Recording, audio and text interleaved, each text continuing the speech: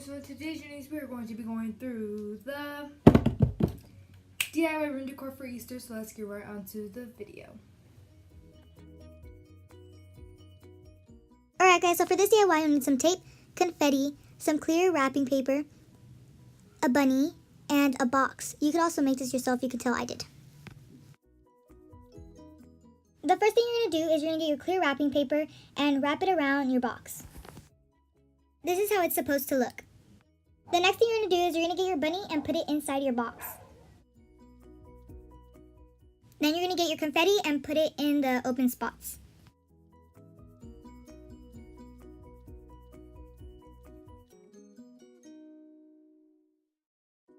For this DIY, you'll need some friendship thread, tape, paper, scissors, and finally some markers. Then you're going to get your paper and cut it up into rectangles. You're going to need 6. The next thing you're going to do is you're going to draw an egg on all of your rectangles. Then you're going to cut your eggs out. Then you're going to decorate your eggs, and this is how I decorated mine. Next thing you're going to do is cut a hole inside your egg, but I'm going to use a hole puncher. Then you're going to get white string and put it through your holes. The last thing you're going to do is you're going to separate them and hang them up.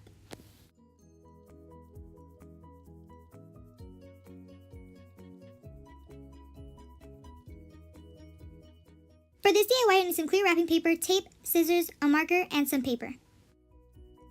The first thing you're going to do is cut out 4 eggs. Then you're going to cut up the clear wrapping paper and wrap them up in the eggs. And tape it down on the back. The last thing you're going to do is tape it on the wall. Anything could be in the middle, such as this little note or something you bought at the store. Alright guys, thanks for watching, and if you did, make sure you like, subscribe, comment, turn on post notifications, and just remember, never say you can't do something unless you try to say you can. Alright, bye, love y'all.